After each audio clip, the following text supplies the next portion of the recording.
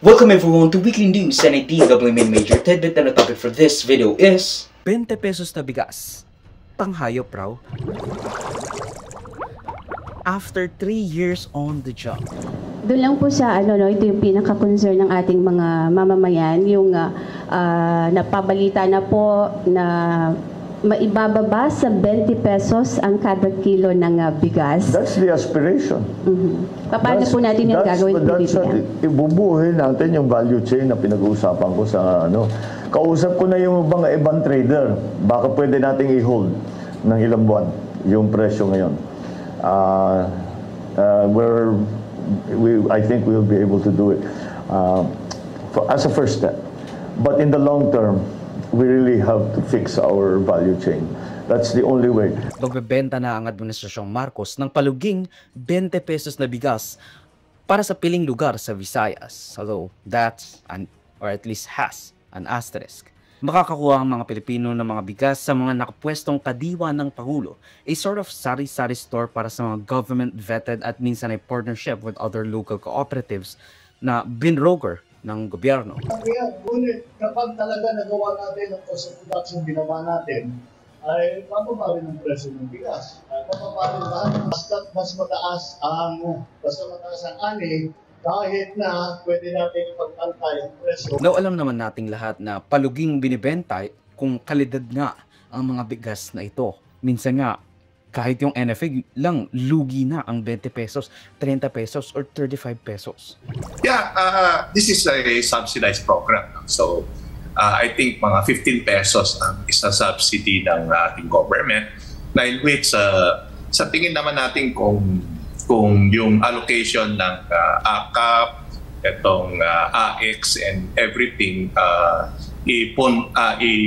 ipondo dito, kaya natin i-sustain ng isang taon yung mga targeted ng gusto ng government, yung mga hindi makabili. Kasi Carmina, kung yung 2,000 na binibigay natin sa AKAP or itong mga ibang programa, ibigay natin dito sa programa nito, bali 400 na tao ang pwedeng yung 2,000 kasi kung 15 pesos.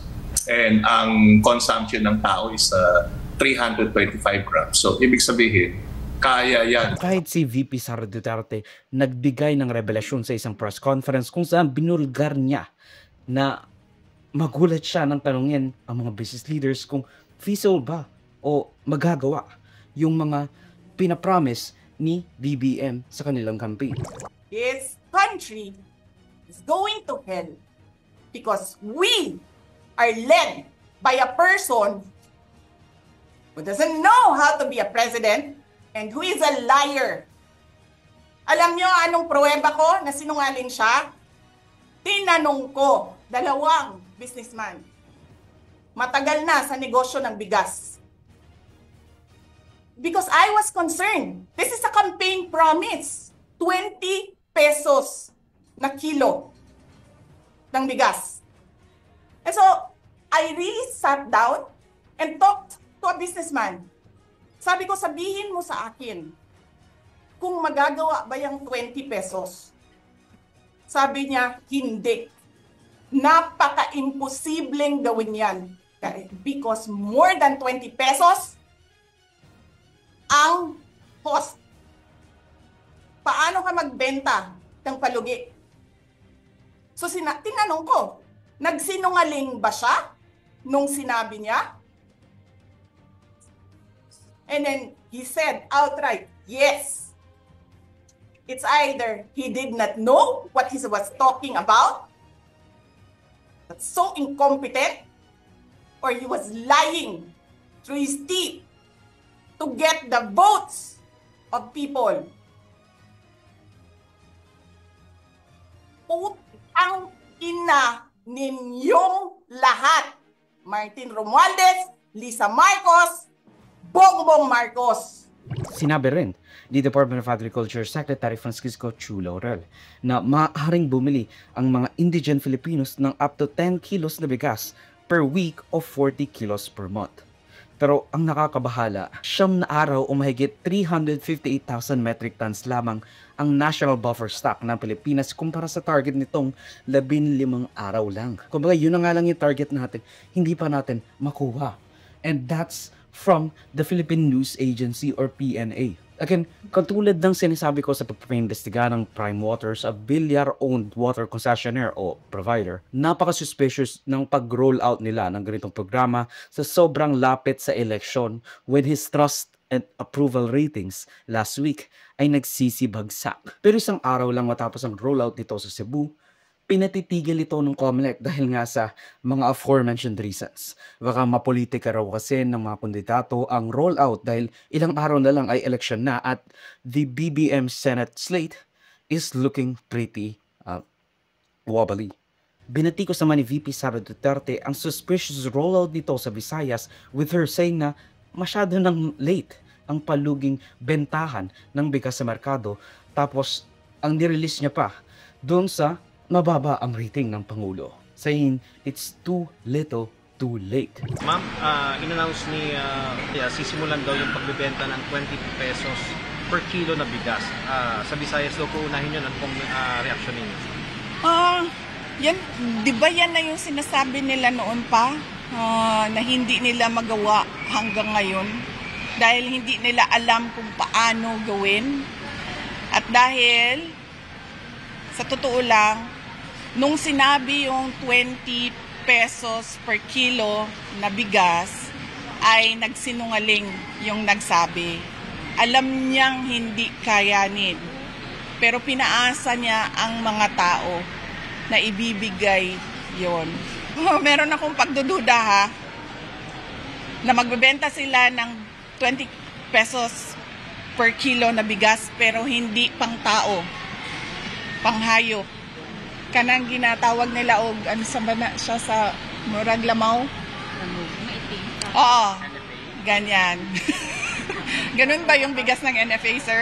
Pero bumwelter naman si Palace Press Officer Undersecretary Castro na imbes na bumatikos, mapagtulungan dapat ang mga nasa taas or may matataas sa tungkulan para sa ikabubuti ng bayan. Action on the statement made by VP Sara na this move is just another election promise to boost the chances of the Marcos administration senatorial candidates na manalo po sa eleksyon. Binubudo lang daw po natin yung taong bayan. Unang-una po, matagal na po nilang ini-issue na mukhang hindi kakayanin ng Pangulo ang aspirasyon na magkaroon at mag-deliver ng bigas sa halagang 20 pesos kada kilo. Ngayon po, na unti-unting natutupad ang aspirasyon na ito ng Pangulo, bakit muli na naman silang nagsasalita, nagiging negatibo? Muli, uulitin natin, ang gusto po ng Pangulo, ng Pangulong Marcos, ay ma-deliver sa taong bayan ang bigas sa murang halaga. Noon pa po ito. Pero ngayon po'y nagsusumikap ang ating pamahalaan, ang ating Pangulo na matupad ang aspirasyon na ito. Sana po sa mga leader, ang tunay na leader at tunay na Pilipino ay dapat sumusuporta sa kapwa Pilipino, lalong-lalo na sa pinuno ng bansa. Huwag sanang pairalin ang crab mentality at huwag maging anay sa lipunan. Magkaisa tayo para matupad ng Pangulo at ng pamahalaan ang mga aspirasyon para sa taong bayan. Narinig na namin niya. Wag na lang kayo makapag-away, makapagtulungan na lang kayo ganyan-ganyan. Wag niyo na kaming sisihin, wag niyo na kaming investigahan kasi hindi nakakatulong yan sa taong bayan. Nakakatulong yan sa taong bayan and the fact that you want to dismiss at kind of play off na maraming taong gustong magtanong kung ano ba talaga ang nangyayari or ano ba talaga ang dapat? Sinasabi mo disruptive. Katulad ng mga nagpaprotesta, mga union na nagsistrike. Yung mga taong nagsasalita laban sa kadiwalayan ninyo. Again, napaka-suspicious ng rollout ni PBBM ng ganitong 20 pesos na bigas. Kahit na sabihin niya na 3 taon, yun na yung kanyang campaign promise. Bakit niya ilalabas yon sa Visayas? kung saan mababa ang kanyang ratings at therefore, mababa rin ang ratings ng kanyang mga senatorial slate para sa midterm elections. Ang video clip na ito ay galing sa aking series ng News and Worthy Recap. Check the entire videos for the complete weekly news recap and subscribe to the channel to be kept up to date sa mga local at global news na I'll make sure will be interesting to you. Particularly you, whatever your name is. Hindi ko alam, sorry. Salamat sa panonood mga kaparami. Like, subscribe, follow me like sa socials and avoid Joseph that will be linked down below. So, susunod, of course. Paalam.